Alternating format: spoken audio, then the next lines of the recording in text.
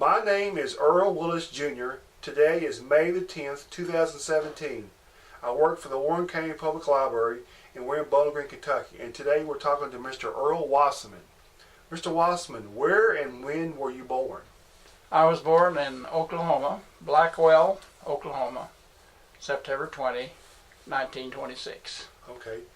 Do you have any siblings? Yes, three. Okay, Three sisters, all deceased. Okay. Do any of your siblings or your father, mother serve in the military? My sister was a lieutenant colonel. Okay. Retired Lieutenant Colonel Wax. Okay. So she and I are the only ones that were in the service. My dad was deceased. Can you maybe go into this a little in detail about what were you doing before you entered the service? Well, I wanted to be an aviation cadet. Being a pilot was my goal. To do so civilian-wise was impossible. So the next thing best was the Air Corps, Army Air Corps cadets. And it was a pretty rigorous program, physically and mentally as well. I wanted to be a flyer. And I grew up in the Wiley Post in Charles Lindbergh, and different ones that names are historical. Yes, sir. And we had an airport in my town, and so anytime any kind of an airplane of any sort would come in, I was on my bike out there to look at it and talk to the airmen. Yeah. Sometimes it was an Air Corps plane, sometimes it was just a civilian plane. Yeah. But I was deeply interested, and so prior to war I was interested.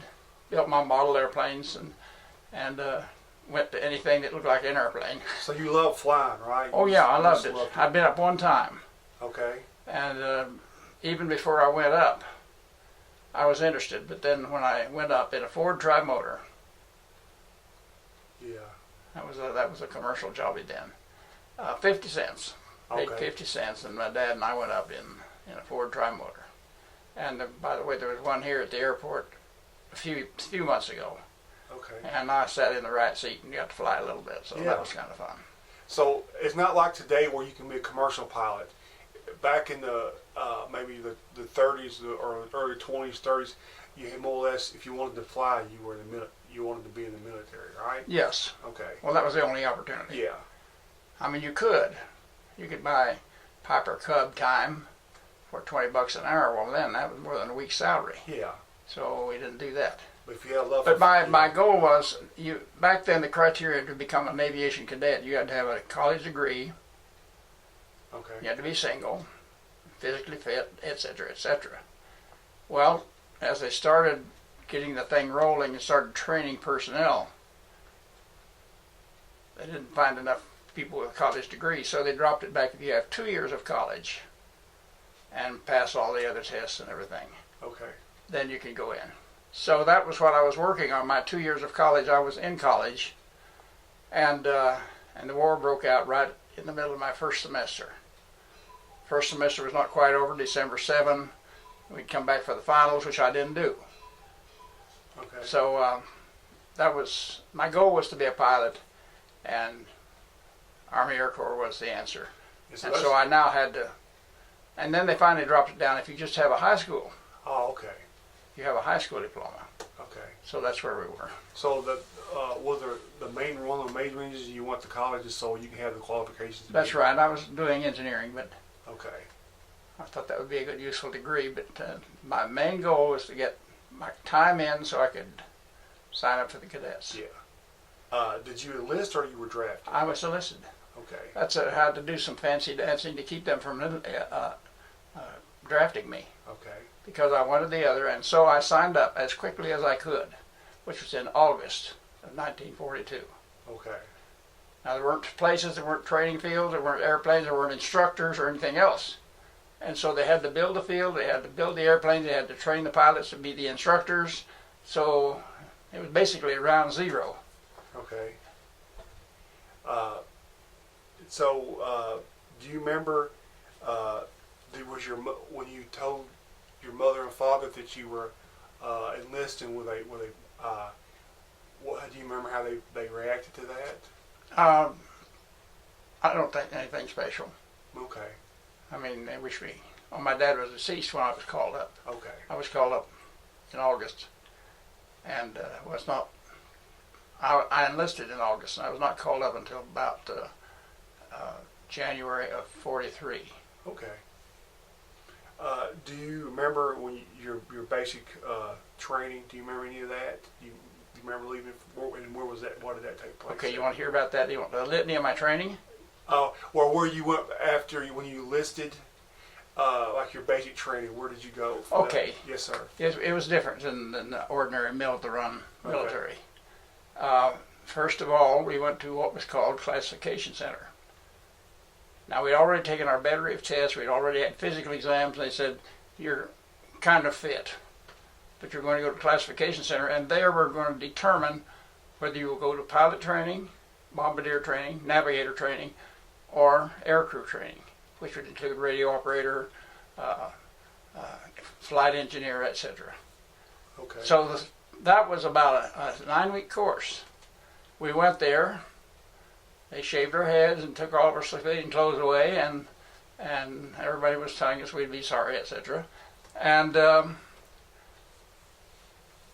in that, we went through all kinds of inoculations, physical exams, intellectual exams, and we learned military courtesy, all that kind of thing. Okay. At the end of that, they had determined what we would be, and so the list came out. Your name was there, either as a pilot, bombardier, navigator, or aerial crew member, or something else. Okay. So I came out as pilot, which everybody wanted to be a pilot. And those that didn't do as well went as navigator, and if not as well there, bombardier. Okay. So those 4 positions were the core of the command of a heavy bomber. Okay. So, for the people that are not maybe familiar, can you maybe tell the difference between a bombardier and a navigator? And can you? You want to talk about the crew members? We'll go with. Yes, sir. We'll follow up with the training a little later. Okay. Just classification, that's where we started. Yes, sir. A heavy bomber, which is what a B-24 was called in, and B-17s were heavy bombers, 4-engine, and they required a crew of 10. The first pilot, which was called also the aircraft commander, was in charge of all training and the well-being of his crew. Then there was a co-pilot who would take over if the pilot got shot. Okay. Then the navigator was responsible for keeping track of where you are. If you're going across the ocean, how are we doing? And the bombardier was just that. His sole responsibility was for about 1 minute over the target, but he had to get the bombs in, get the bombs right and armed and ready to go. And then the bomb site, which was a lot of notoriety about the bomb sites, and all kinds of guarding, don't let the Germans get a hold of it. And he would hunker down and get the crosshairs right and had the machinery set up so that the bombs would drop. Okay. The flight engineer was an expert. Now this was an enlisted man. Okay. He was an expert in the airframe, the equipment, the well-being of the airplane. If anything could be fixed in the air, he fixed it. Then the radio operator, which was very essential link, and he had a Morse code and had a long-range equipment, Okay. and he reported back to headquarters what was going on, and then the gunners. Okay. So there were 10 crew members, 6 enlisted, and 4 officers. Okay. See, I think that's really good. So maybe people not familiar, they understand. Everybody had a specific job, and they everybody depended on each other. And everybody had a backup job. Yeah. Okay. Co-pilot was a backup to the pilot. Okay. There was a backup to the navigator. There was a backup to the flight engineer. Backup to if a gunner got shot, you need to cover that side of the plane with his gun. Okay. What was your backup job? Well, I was it. Okay, you was it. I'm supposed to be an expert in everything. Okay. Okay. So. The co-pilot was my backup. Okay. But I was supposed to take care of myself. And the funny part was, I'm the only one on the crew that was wounded. Really? Yeah. Yeah. So maybe I try to make this personal to maybe explain, like I said before, if there's such a thing as your average day is. Do you remember leaving when you went to in the theater, the European theater? Do you remember going to Germany, flying there as when you were going to be stationed? Or you said you were stationed in France, correct? No, we were in England. England, okay, England, okay. Right. Can you maybe tell about when you first you started going to England? Well, we had to go through all of our training and all Okay. that, and we took a plane over, flew a new plane over, which they took away from us, and we were assigned to a group, 466 in my case, a squadron, Okay. and so the officers stayed in one area. I think 6 crews, so that'd be 24 guys in one barracks, all officers following those positions, and then the enlisted men lived in another area. Okay. Now, it was really segregation back then, Yeah. but we were just fortunate to Yeah. be there. Did you have anybody that you were like really friend with, or did you get along with certain people special, or? You did not allow yourself Okay. to become buddy-buddy with anyone. Now, I did have a friend, Harry Taylor, who was in pre-flight, Okay. classification pre-flight, primary basic advanced, B-24 transition, phase training. We were assigned to the same bomb group and the same barracks. Okay. Now, that Harry Taylor. And you were not allowed, the guys in the next barracks, you didn't know exactly who was there. Okay. You knew that, you go to briefings and hear the 150 people sitting around being briefed for a mission. The reason being they didn't want you too chummy because that guy might not come back tonight. Yeah. Yeah. And so that was the logic back of that. Okay. Yeah, that's always a good. We had that happen, where Yeah. you go back to an empty barracks. Yeah, that's part of the. So that was a reminder to us Yeah. that this is not all fun and games. So people get hurt. Yeah. So you're in England now, correct? Right. Okay, so you were stationed in England. Can you maybe go into detail or explain to people like your briefing, what your average day if you were having like a bombing room? How would that take place? Okay. You were notified the day before Okay. that you were alerted for the next mission. So you took care of yourself. And you were at your best. You went to bed early. You didn't go out and get drunk or carouse around. You went to bed and rested and was ready for the next mission. So you were alerted. Now those were posted at our group headquarters and our squadron headquarters, who was going to be flying. And also it came over the tannoy system.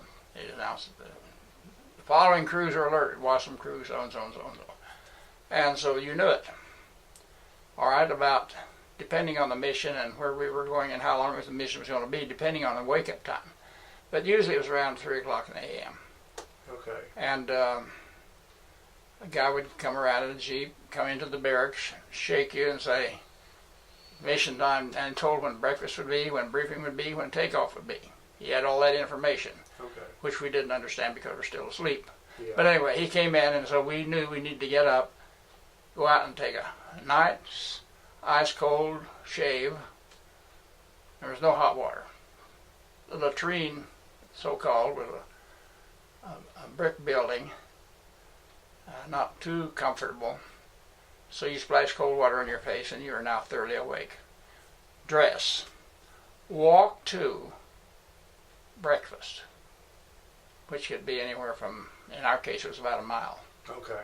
So you'd get up, go through that ritual, and go as 4 guys, and however many in that group, in that barracks would go. So we would go for breakfast, which is nothing really to write home about, and then we would go to the briefing. Now this is probably, I've been up now probably 2 hours. Okay. And we go to the briefing. Officers are briefed in one area, enlisted men are briefed in another area. You go into this large room, and these are all pilots, co-pilots, navigation bombardiers. That's what I was familiar with. you'd go in and find a chair. Well, everybody smoked just out. I never did smoke, but everybody about smoked, so the place was all hazy. Yeah. And we sat on metal chairs, on metal floors, on concrete floors. And the CO would come in after we all got there and settled down. The tent hut was given and we'd all pop to attention. He'd come up and sit down. Then the briefing would start. It would be first a map. They'd roll the covers back, the drapes. Okay. And here's the red line going to where you're going to go. Okay. Saying your target. And our very first mission was to Berlin. The first time the group had ever been to Berlin, and here we're going on our first mission to Berlin. Okay. And so everybody groaned and carried on. They told us what the target would be, what the secondary target would be, at what altitude we'd be flying, what the weather was like, could we expect any kind of enemy fighters, and briefed generally on takeoff time and formation time, so forth. Okay. Cool. That was done. This was a very secluded area. It was, no one was allowed in there. In fact, they had MPs at the door checking you as you came in. Yeah. So then we would go out and get on a GI truck and throw our parachute. Well, we'd go to our dressing room and get our stuff. Our Mae West and our oxygen mask and our parachutes and our escape kits and our K rations that we're supposed to eat if we got shot down. This is supposed to last us until we're liberated. And we would get on the truck. The guy would tell where our plane was, revetment number so and so. And the air base was divided into grids, so the airplanes weren't all bunched up together. So they were scattered out in the revetments all around the base. So you told where you were going. You knew your takeoff order. You knew when you're supposed to be out on the runway. Now you have anywhere from 25 to 40 airplanes that have to take off and get in formation. So the best we could do is 30-second intervals. I have a question for ask you. What is your nerves? What do you think about while this is going on? Strange thing. A lot of people, are scared limber. The first one, I'll admit that my adrenaline went up. First few missions. Okay. But a lot of guys were scared limber. Aircraft commander on down. And I always looked at it this way. My job is to fly this airplane with its load, dump it in the right place, try not to get hurt, and all get home. Yeah. Now that was my responsibility. I felt that more than I did patriotism. Patriotism was getting the job done, but mine was a relationship with my crew members. I was never tough on them. We were very rigorous. We had very rigid air rules. You did not do this, that, and the other. You did not smoke in Wassom's plane. If it's a general and he was going to smoke, he said, we don't smoke on this plane. If he's in the right seat and I'm in the left seat being the authoritarian. Yeah. And that saves some lives. Sometimes the gas fumes would get in there and explode, and all 10 guys are gone. Yeah. So you had your reasons. I had my rules, and they kept in the air, strict, rigorous discipline. Yeah. It's very on the ground. If they wanted to go get drunk that night, well, okay, but be ready tomorrow. Yeah. It's very unforgiving being in the air like that, isn't it? Yeah. I didn't mean to interrupt you, but I wanted to let people know how you felt. Okay. Yeah. I guess there must have been fear, or you wouldn't sweat at 40 degrees below zero. Yeah. Here's the air cockpit, the quadrants here with all the throttles and prop controls and this and that and the other. Those are 4 separate knobs for the throttles. Well, all of them are 4 separate, but this one is for the throttles. And if you flew formation flying, which we did, you constantly had to jockey with your engines to stay in the right position. And when you sweat through, when it's 40 degrees below, Blow, yes. And you sweat through electric gloves enough until the throttles are frozen together from your sweat. There's some tension, I guess. Yeah, I've had a lot of other fire pilots in different generations and other people tell me the same thing. If you're not afraid, then you don't know what's going on, or you're not telling the truth.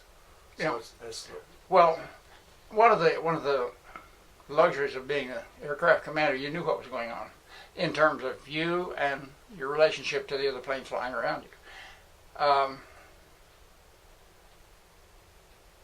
But I think of the poor devil back in the tail or in the waist, and the engines, you're changing power constantly. And sometimes if something happens and you have to make a sudden change, you have to chop off a lot of power. Well, here you're going along at a certain roar level, and then all of a sudden you almost park, it seems like, and the guys bounce around because of the gravitation. what part of the plane would get the most damage from the Germans when they try to shoot you down? What part of the plane? They shot at you. They just shot. Yeah, they just. That's a whole other ballpark. We'll talk about that Okay. a little later. But that's. But anyway, you'd fly that mission, drop your bombs. The radio operator would call back and say this and that happened. Okay. You'd go home, not certain if the weather would be good or bad. And if it was bad, you had to do an instrument letdown, which was really hairy, getting 20 or 30 or 40 planes on the ground. After that, you didn't land in formation, you were on your own. And that was very, very dangerous. A lot of mid-air collisions. Lost an awful lot of planes just through mid-air. But after you got on the ground, you got on the truck, went in, were debriefed. And the intelligence officers would say, what did you see? Did you see any fighters or this or that or the other? And you'd tell them what you thought you saw. And then they would send you off to chow. Now it's about 6 o'clock in the evening. Bad food. And then we would either go to the movie or we would go up back and play cards or whatever we did in the dorm, barracks. And if we weren't alerted the next day, you stayed up later. If not, you went to bed early again. Flying 2, 3, 4 missions in a row is kind of tough. Okay. Did you ever fly missions like 2, 3 days in a row? Yes. Okay. During the Battle of Bulge. Okay. That was one. A lot of people don't realize the importance of that mission, of that operation. I've read, and I don't know, I haven't verified this, 75,000 troops, American troops, were lost in the Battle of Bulge, and most lost in any kind of an endeavor. Yeah. I had a friend that was in the Battle of Bulge. But anyway, the weather was atrocious. December of '44. That's when the Battle of Bulge took place. It was one of the worst winters in Europe. Yes, that's what they said. Okay. And we'd be briefed to go on mission, go get in the plane, get all set and ready to go, and they'd scrub it. Now that was just as traumatic as going on a mission. And so in December of 1944, every day, we couldn't get off the ground. And the Germans were having a heyday. But when the weather cleared, December the 24th, Christmas Day, 1944, the 8th Air Force put up 2,000 4-engine bombers from England, 1,000 fighters. And that's the biggest, as I've been able to understand, the biggest airstrike ever. And that was a sight to behold, too. That was a pretty good Christmas present, wasn't it? Huh? Yeah. Yep, I think that's really important that we everybody knows what went into our mission. I appreciate you telling me that. That was very, very precise. I mean, our bomb group, we had 4 squadrons. Usually we'd send 3 squadrons up of not more than 12 planes. So 36. So you got 36 hypothetical 3 squadrons, 12 planes each, which was pretty common. To get all those planes in the air from all this dispersal of the air base, get them all in the air, get them up and get them in formation. And you take the squadrons to get together into a group. 3 groups made a wing. Okay. You'd have a wing assembly. Then you'd have a division, which was B-24s, B-17s, or well, there were twice as many B-17s as B-24s. Okay. But that was a division. We were in the 2nd Air Division, B-24s. So that meant 12 times 3 times 3. That's how many airplanes would be in the bomb group. Then you'd have 3 bomb groups get into formation. And you had to be precisely at the right spot at the right time. Too many airplanes in the same spot's not good. Okay. So the idea was they called that the division assembly line. Now one time we had really a scare. We were doing our thing, heading for ours, and here came a bunch of same number of B-17s crossing paths with us. No mid-airs. It could have been catastrophic. But we made it through. I think there were some heads rolled that night after. Yeah. But it was really dangerous. But then you would get into formation and climb out to across the English Channel and head for your target. What did Berlin look like that far up in the air? Did it just look Big. like huge? Oh, it's huge. Yeah. Well, I think it was their largest city at that time. Okay. But the most perilous was what was called the Ruhr Valley. We called it Black Alley. Okay. Really, really dangerous. Well, that's where all the Rhine River, Yeah. all and dams for hydroelectric power, all of the factories, Yeah. not all, but many, many, many, of either mining or smelting or assembling, putting together tanks and ships and submarines and airplanes and what have you. Yeah. And that was pretty well defended. Yeah. That was their war machine, wasn't it? Mm-hmm. Yeah. I think you have a couple of books, and one of the books I think that a lot of people know about is called Hello Darky. Yes. Would you mind talking about that and maybe the mission? Well, there's one right there. Yes, sir. Pull it out here. Okay. Let's see here. Yeah, that's Hello Darky. Take that loose piece of paper. Right here? Yeah. And that journal. This journal right here? Yeah. Okay. Okay. I have you look at these because that's what this is. Okay.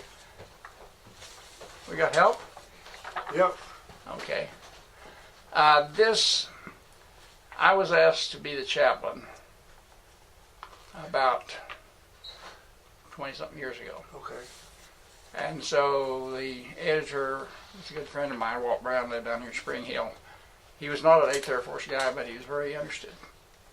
And he said, I said, what a chaplain's supposed to do? He said, pray. I said, okay, what else? He said, we'll figure out something. So he came up with this idea of me writing something every quarter, and we called it How About It? Okay. Very tricky too. Okay, this is our quarterly journal. This is the last one that just came out. There's a new one coming out soon. When you open it up, my article Hey. is right inside. Yeah. So when you read a magazine, you start in the back anyway. Most people do. Yeah, I do. Okay, so that's the first thing everybody says. And they see it. So this is the one that's going in now. Okay. I type up 3 pages. Okay. It goes into the editor. They put it in this book. Okay. Now this happened a long time ago. Now this one is called HAI, How About It? My code 096. So this is the 96th one of these that's gone in this journal. Okay. So way back when, Walt said we ought to do something with those. So here it is. This is How About It? And it's nothing but episodes taken from the journal. Okay. Word for word. We've added some pictures and all, but they're tried to put a spiritual tenor to it. Yeah. But and Hello Darky is a whole story in itself, and there's some interesting pictures here. Let me see if I can. this is just a small picture.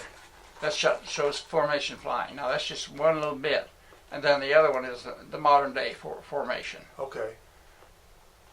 So that's what the How About It is, and Hello Darky is one of the stories in here, Okay. which is a whole story itself. You have to read the book. If you want to know about me, you look in the front. It says about the pilot, so it tells me all about my birthmarks and everything I've ever done. So that's the history back of Hello Darky, and that's a very inconsequential book. Okay. There's some others there that you may want to look at later. I think you're pretty well known in this county, and I've talked to people and they say, you need to talk to Earl Wassom.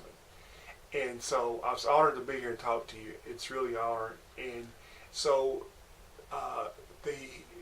there's a story that I'd like you to share, if you don't mind, about maybe one of the times that you were shot down in combat, if you'd like to talk about Okay.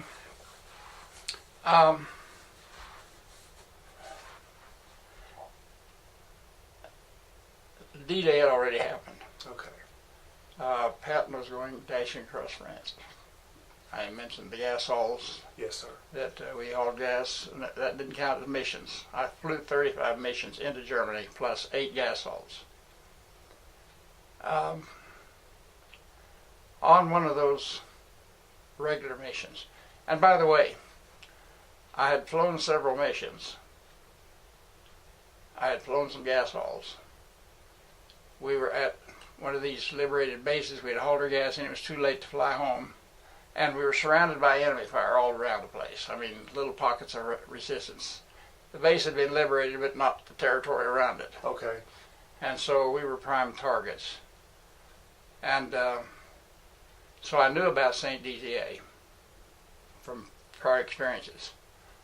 On that night, I was asleep with a 45 as my pistol, Okay. a 45 pistol as my pillow. I had my 21st birthday. Okay. I did not yet have a driver's license. Okay, so that tells you the level of patriotism, I guess you would say. Yes, sir. It does. Dedication.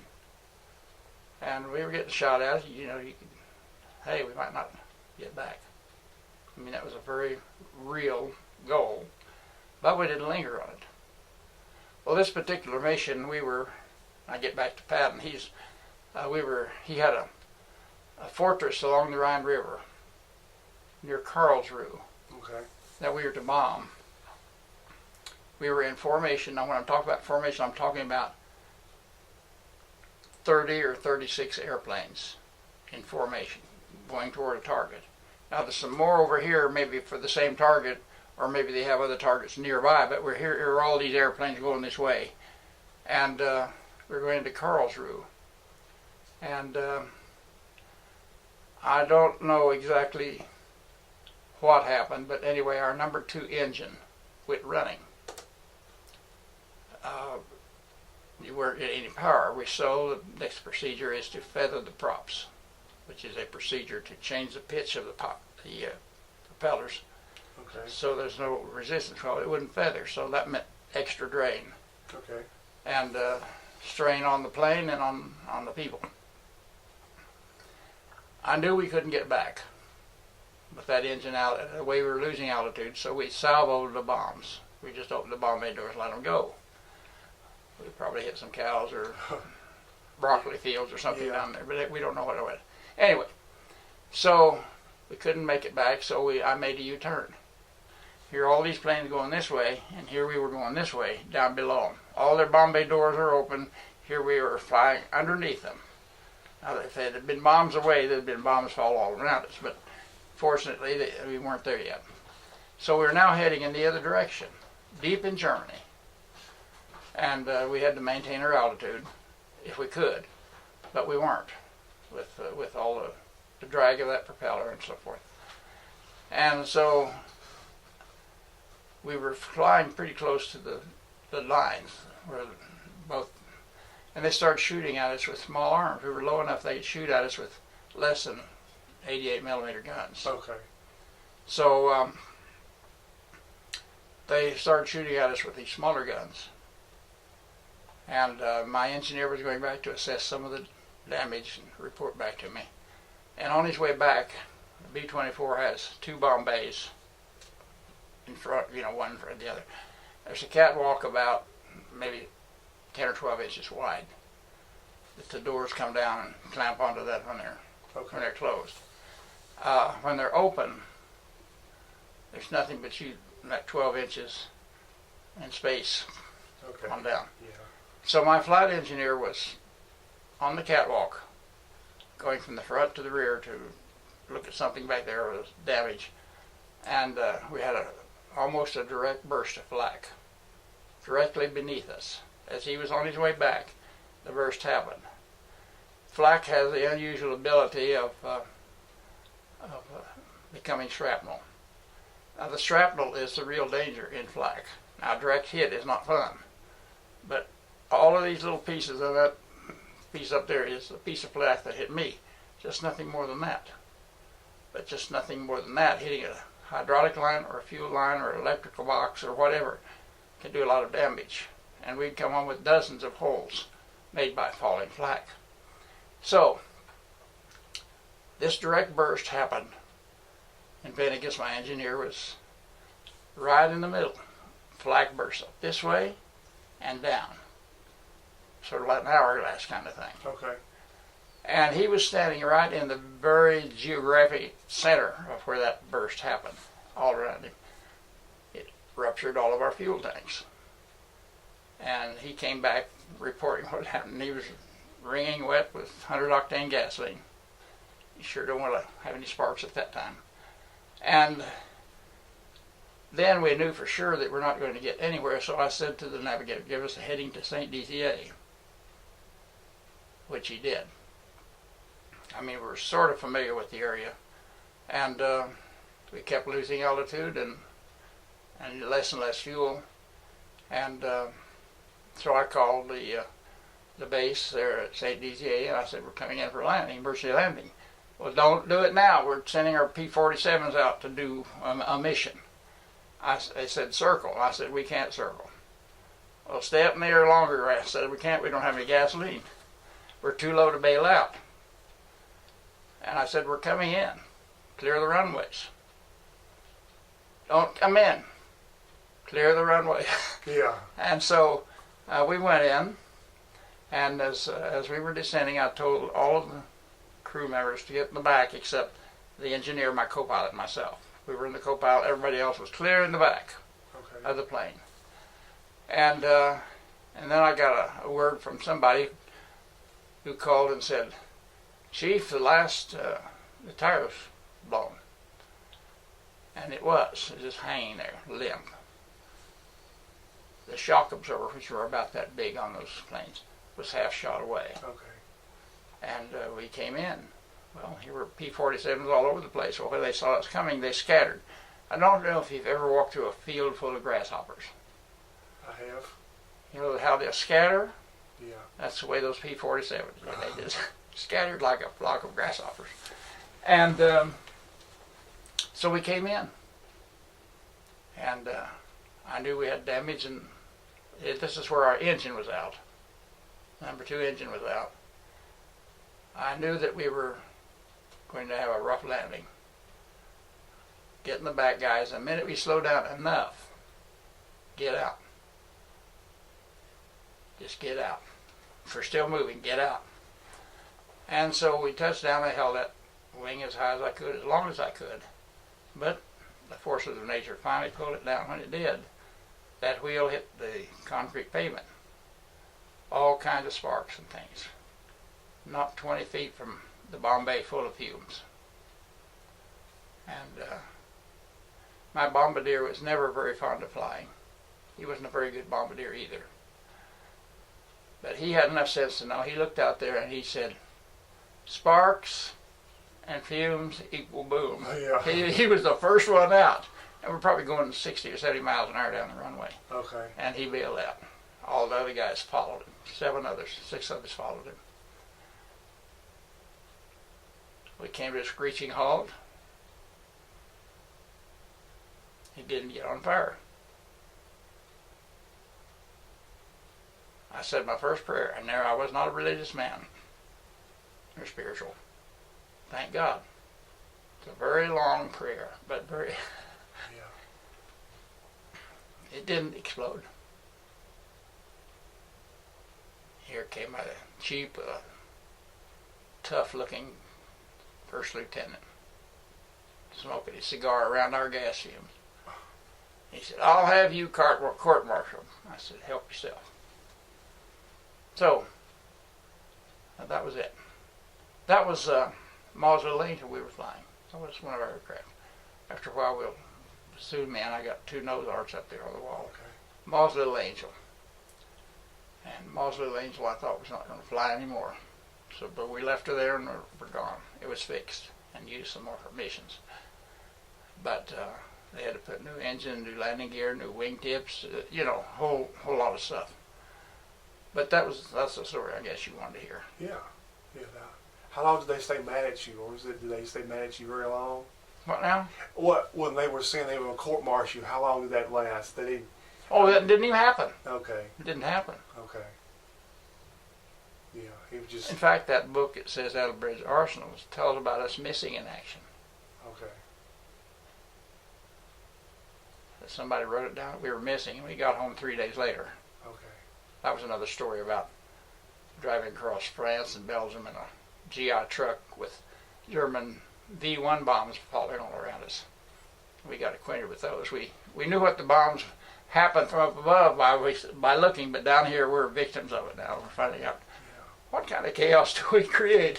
What kind of injuries happened to the people that bailed at 60 miles an hour? Nothing. They weren't scratched, their clothes weren't torn or anything. Really? Amazing, a miracle. That's another miracle of it. And we didn't blow up, and those guys all came out in one piece. Yeah. I guess that was another reason why you didn't smoke when you covered in gas. Well, the rule was already made before that. So that enforced it, right? That brought it home really close. Yeah.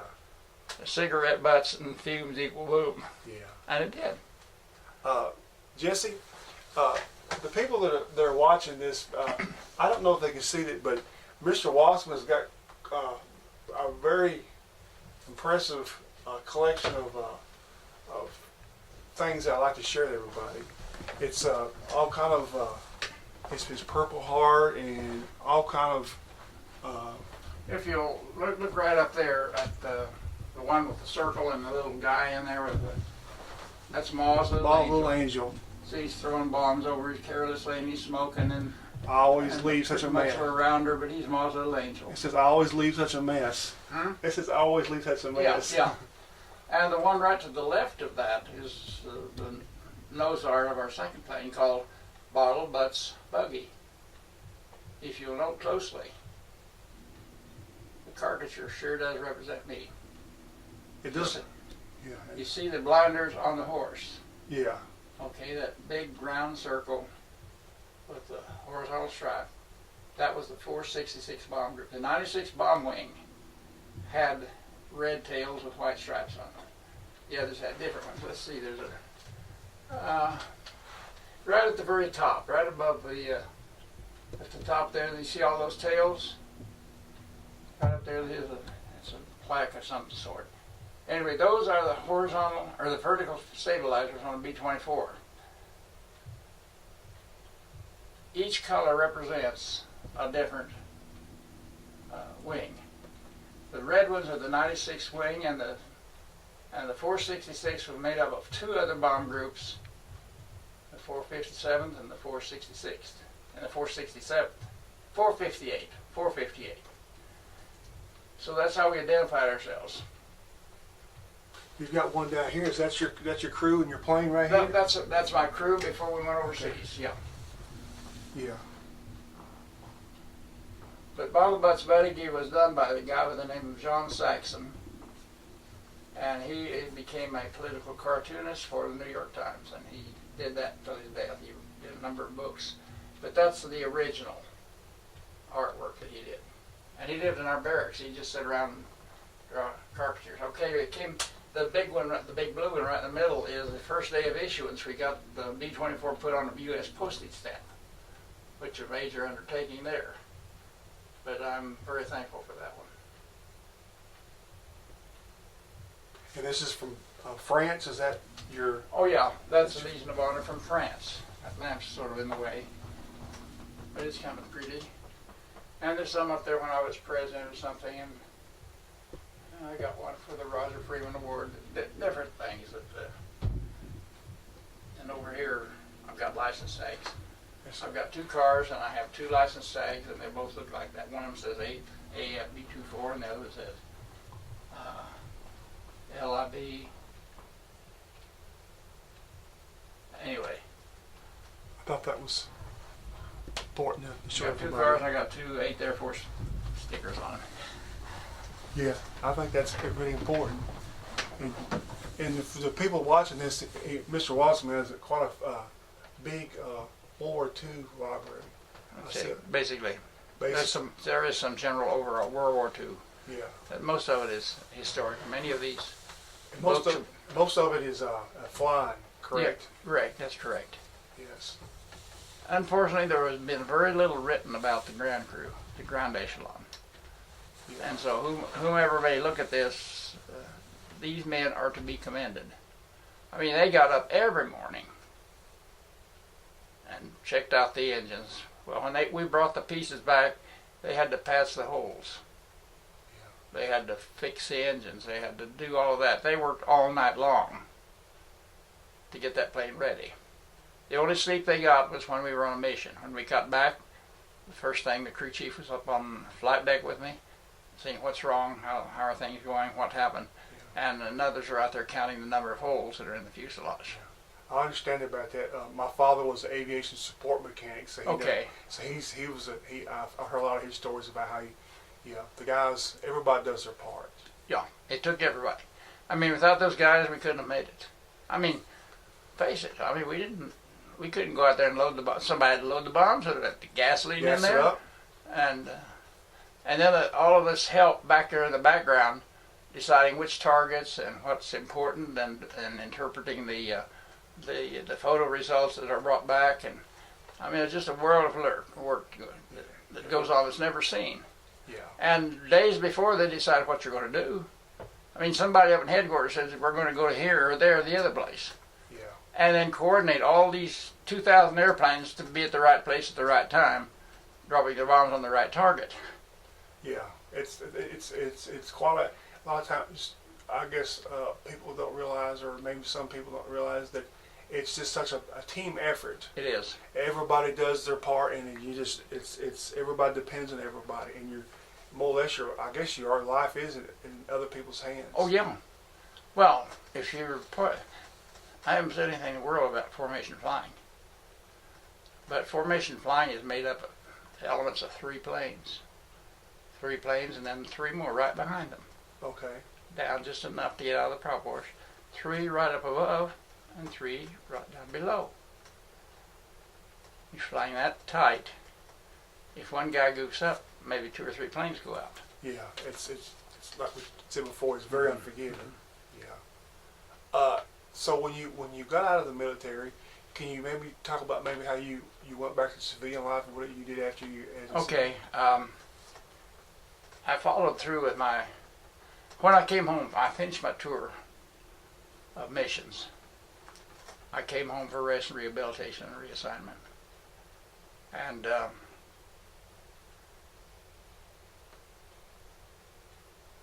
they said, you have 3 choices. I'll give you 3 options. One of them, you can go to B-29 school, which was now a larger aircraft, the kind that dropped the bombs on Hiroshima. You can go to B-29s, learn how to fly them, be a aircraft commander of B-29, or you can go to the Air Transport Command, which flew planes all over the world, either equipment or people or supplies, or you can go home. Well, that was a shocker. Go home and there's 7 million guys out there that are going to come home and they need a job, and I don't have a job now, and the one I had wasn't very desirable, and I could probably go back to it. They said, you can go home, you can go to B-29, you can go to air transport. I said, tell me about the air transport. So they told me. I would be stationed somewhere, and I was going to be in the ferry division. I would just do nothing but fly airplanes wherever they're needed. And that was kind of a fun job because I learned to fly all the other different kinds of airplanes that I had not flown before. For instance, P-38. I got to fly the P-38.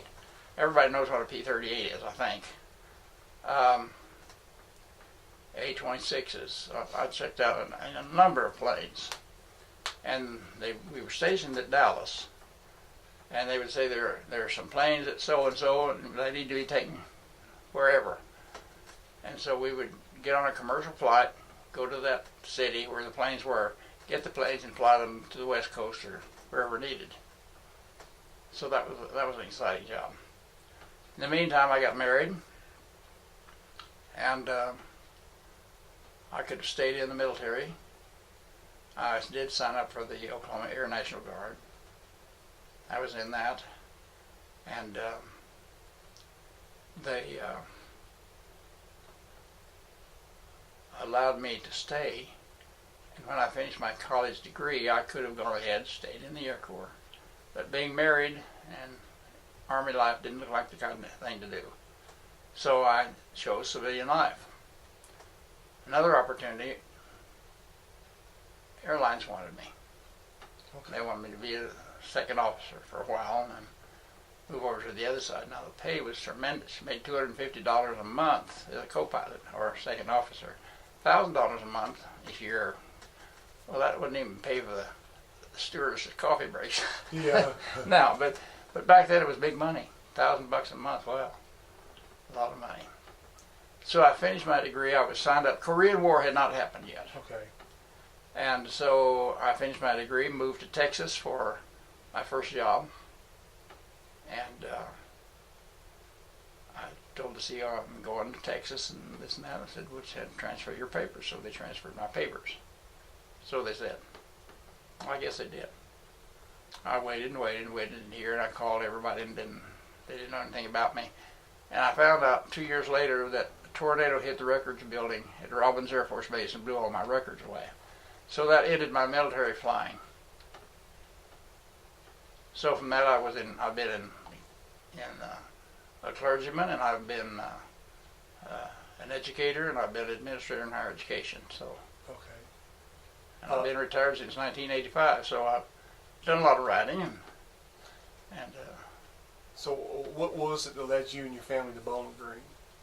a job. Job? Mm-hmm. Okay. Raymond Cravens was the vice president. I was finishing my doctorate at Oklahoma State University, Okay. working there. And I went by the bulletin board, and there was a little old 305 card. It said, need associate library director, Bowling Green, Kentucky, can contact Raymond Cravens, 745, whatever the number was. And so I showed it to Cindy, and I said, well, what about this? Now, men librarians were scarce as hen's teeth. Well, they still kind of are. You know. And so Raymond Cravens wanted they wanted some buildings built. They wanted some library automated. I introduced computers to the library world. You know, Connie Foster, that is just a retiring dean now. I hired her as a telephone operator, Okay. and she's worked her way up until became dean. And I had a nice chat with her just recently. But Raymond Cravens had dreams for Western, and I could see I could fit in, and he wanted me, and I was sort of a machine guy, you know. I like computers and things like that, and I knew the difference between a concrete floor and a terrazzo floor. Yeah. So I was hired because I was a man. I had a terminal degree. I had experience. I was not wet behind the ears. I was still old enough to know what to do, but not so old that I wasn't willing to try something new. So Red Cravens is the one that got me to come here, the one for whom the building is Yeah, named. Cravens Library. Mm-hmm. Yeah. And I was on the committee for building that building too, by the way. That's pretty neat. Yeah, I didn't know that. And what is your doctorate degree in? Higher education. Higher education? Mm-hmm. Okay. And you know, and actually, you probably won't be surprised, but we've interviewed like 17 veterans, and so far you're the third PhD that I've interviewed. Really? And so we've had 3 PhDs that are doctors, that are veterans. Here in Orange County? Yeah, so we've had 3. I think that's really special that the veterans we've already have 3 doctors, Okay. so that's really special. Well, at our age, that's not bad. I mean, when you think about it, I'm 93, going on 94 soon. The guys at that latest gathering, there was one that was 6 months older, another one 6 months younger. So we're all kind of huddled in there together. Yeah, Not many of us left. yeah, and that's what I want to. I was so excited to be able to talk to you and for you to tell your story, because I think it's really important for everybody to understand the things you've done, and I wanted you to tell your story. Thank you. One thing to say about our generation. They were patriotic. Very patriotic, yes. You know, a guy that was just drafted. What was his salary? $21 a month. And $10,000 worth of insurance, so that his mama or his wife would have $10,000 if and when he got shot. Yeah. So, hats off to the guys. Yeah, I don't think you're going to find very many 20 and 21-year-olds flying the latest airplane in the arsenal. Yeah, I agree with you. So, In closing this, I always let you have the floor. And anybody watching this, what would you have them take away from this interview, or if you had anything to say about what the military has meant to you, and what would you say? what's the military meant to me? Yeah, what the military means to you, or if anybody that's watching this interview, what would you have them? What would you want them to take away from this interview? Goodness, I don't know. There's an old codger that's still able to talk. We didn't have a lot of close friends in the military, but they created some organizations. One was called the 2nd Air Division Association, which included all B-24 crews, which was 1/3 of the 8th Air Force. Then there was the other that's called the 8th Air Force Historical Society. Well, we showed early on that journal, there's a page in there called TAPS, listing the guys that have died, Yeah. which are many, several pages in this last issue. Too much time spent on who's not here. But from that has been a lasting, even though I did not know these guys. In fact, we have guys on our base that I flew missions with that I did not know until we joined this organization. And the lasting friendship among the American guys. And another thing of note is the appreciation and dedication of the Brits, because we came.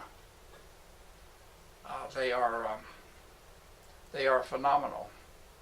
I mean, we built at our air bases. We built little monuments over there, put up monuments. They still go and mow the grass and trim the bushes and wash the stones down. They were fighters, and they were tough, weren't they? You know, they were. I mean, I'm talking about second and third generation Brits. Yeah. Who still appreciate what we've done. Yeah. This is just a little side note, but to show the spirit of them, my wife Cindy and I went over there after the war, and we rented a car and had Michelin maps, and everybody said Michelin maps are the best, and we were over there with our Michelin map at Stonehenge of all places, and we got our maps out. We were looking, trying to figure out how do we get over to that manor over there, and that guy does this, that, and the other. We wanted to go to that castle, and we were looking and looking and looking, and the Michelin map didn't have anything about castles. And so there was a young Turk came up there, and his father was with him, and he said, "Can I help you?" in his British lingo. And he said, "Yeah, we're trying to find such and so castle. And it's not listed on this map." And he looked at the map and said, "No, none of them are." So just a minute. He went to his car, came back with an album atlas. It's put out by Esso. He worked for Esso. They had a very comprehensive atlas of the British Isles, listing all of the castles and this and that and the other. Just perfect. And I said, well, let's see now, how do we get here? You know, how do you... He said, you keep the atlas. I said, no, I can't do that. Yes, he said, I want to give it to you. Without you guys, there wouldn't have been in England. So that's a guy back then, probably 30 years old. So that's a long time ago. He's an old man now. But anyway, that kind of a spirit prevails. And you go over there on what do they call it? Anyway, their Memorial Day. Yeah. And we have cemeteries all over the place. There's one in Cambridge, one in England. There's about 5,000 guys buried. And then there's a wall of remembrance with another number of them. I don't know how many. And they still take care of the monuments. They sell our books. Yeah. We make tapes. And there's a library in Norris. It's called the Second Air Division Library, which was created as a memorial. And this colony that I mentioned, no, that's another one. Skip that. Anyway, one of the next generation people is on their board of directors, the governor. And she told me this the other day that she's going to a meeting, but going to Skype. So it doesn't cost so much to do Skype. So she's going to be at the meeting. Okay. On Skype. So they are very dedicated. They put top-notch people on their board of governors. Those with Sir so-and-so. And perpetuating the things that we did. So I would say this, friendships, both here and abroad, has been worth a lot to me. Yeah. It's good to have somebody remember that maybe wasn't there and they heard maybe their grandparents or their father tell about why they're free. And this is what this project is about, is getting people's stories and making us remember how we live in the country we did. It's pathetic how everything is geared now to me. If this affects me, okay. Yeah. How is this going to affect me? And back then, that wasn't even, those words weren't even put together. Yeah. So I just would like to thank you for allowing me to come here in your home, and it's been an honor, and I really pleasure to talk to you. Well, thank you. It's been thank you for you. I hope I've made it. As you get older, you don't speak quite as well. I think you spoke very well. Thank you. It's been good to have you guys. Yeah. Blessings on you. Thank you.